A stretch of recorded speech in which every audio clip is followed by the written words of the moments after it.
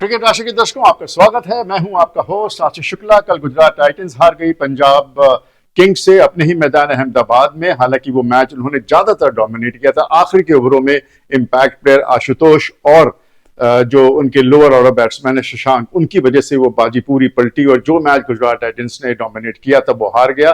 इस वजह से हम मानते हैं कि हमारी प्रेडिक्शन सही थी। हालांकि हम गुजरात टाइटंस को विनर मान रहे थे, लेकिन हम हमेशा कहते आए हैं कि अगर कोई भी टीम 88% किसी मैच को कंट्रोल करती है तो हम अपनी प्रेडिक्शन सही मानेंगे। और कल के मैच में करीब करीब आखिर तक गुजरात टाइटंस पंजाब किंग्स पर हावी थी, लेकिन आखिरी में जिस तरह से इंपैक्ट प्लेयर ने बाजी पलटी है वो अपने आप में अप्रत्याशित थी।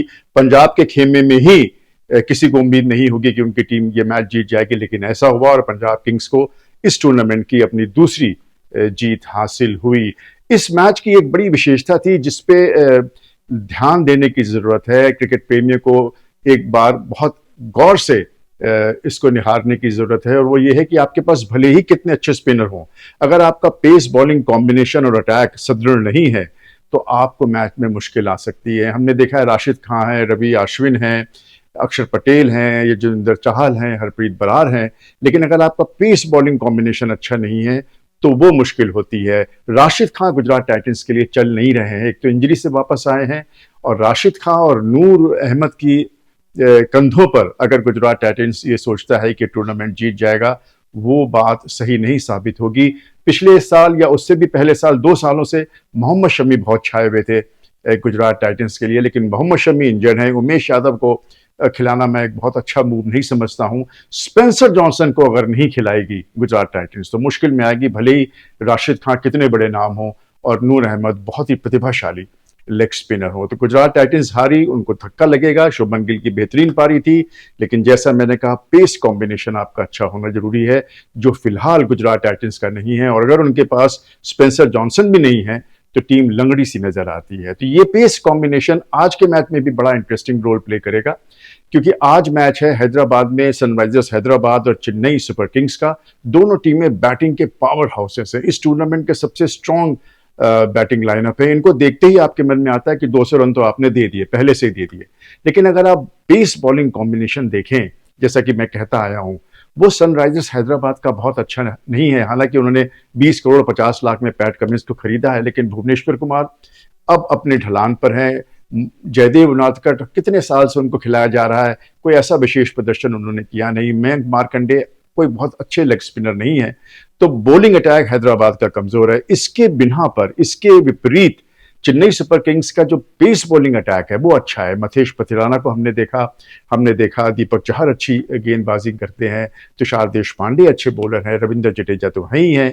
तो और उसके बाद जो स्पिन कॉम्बिनेशंस है, 2-3 ओवर जो बॉलर्स कर सकते हैं, जिसमें शिवम दुबे हो गए, रचिन रविंद्रा हो गए, ये एक बड़ा अच्छा बैलेंस चेन्नई सुपर किंग्स की टीम को देता है।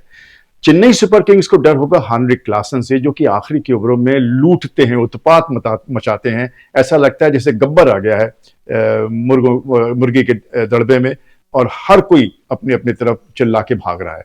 हेनरिक क्लासन को रोकना एक बहुत बड़ा एक अभियान होगा चेन्नई सुपर किंग्स के लिए।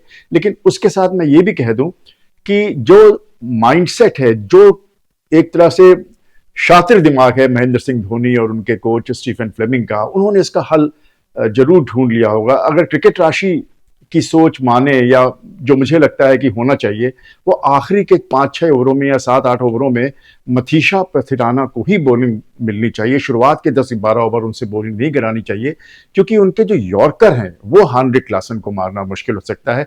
क्लासन लेफ्ट आर्म स्पिनर को लूटते हैं, मतलब आप उनके आंख पे पट्टी बांधे तब भी वो छक्के मारते हैं। और रविंद्र जडेजा बहुत अच्छे फॉर्म में है नहीं, तो जडेजा पे अगर भरोसा है चेन्नई का कि वो क्लासन को रोक लेंगे, वो एक गलत सोच होगी। मुझे लगता है पथिराना को आखिरी के ओवरों में लाएंगे। पथिराना का जो यॉर्कर है बहुत इफेक्टिव है। हमने पिछले मैच में देखा किस तरह से उन्होंने मिचेल मार्श को आउट किया था, गेंद बिल्कुल पड़ के अंदर आ गई थी। और वो उनकी गेंद लो फुल टॉस लगती है, लेकिन वो आखिर में डिप करती है, जिसकी वजह से बैट्समैन को टाइम करने में चूक हो जाती है, उनसे गलती हो जाती है और वो आउट हो जाते हैं। तो क्लासन को रोकना एक बहुत बड़ी जिम्मेदारी होगी चेन्नई सुपर किंग्स की। लेकिन वैसे भी उनकी सनराइजर्स हैदराबाद की बैटिंग कोई कम ताकतवर नहीं है। ट्रेविस हेड हैं, अभिषेक शर्मा अच्छे फॉर्म में है, आइडन मरकरम है, क्लासन तो है ही है। तो अब्दुल समाद भी नीचे के इंडियन बैट्समैन मुझे बड़े अच्छे लग रहे हैं। तो बैटिंग लाइनअप दोनों की मजबूत है, लेकिन पलड़ा चेन्नई सुपर किंग्स का भारी है।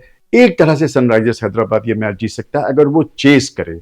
चेस करने में आपको एक आइडिया मिल जाता है। हैदराबाद की पिच उम्मीद की जा रही है कि 200 प्लस की पिच होगी, तो अगर हैदराबाद चेस करता है तो हैदराबाद को एडवांटेज है। उसी के साथ अगर चेन्नई चेस करता है तो चेन्नई को भी एडवांटेज है। तो चेजिंग टीम को मुझे लगता है कि आज के मैच में एडवांटेज है, और पलड़ा चेन्नई का मैं भारी मान रहा हूं। देखते हैं कि हमारी बात सही होती है कि नहीं होती है। चेजिंग टीम जो है वो मैच को जीत पाती है कि नहीं, क्योंकि उनके सामने एक विशाल स्कोर होगा। जो भी टीम पहले बैटिंग करेगी 200 रन तो बनाएगी ही बनाएगी, लेकिन चेजिंग की एबिलिटी दोनों टीमों में है, इसलिए मैं चेजिंग टीम को फेवरेट मान रहा हूं।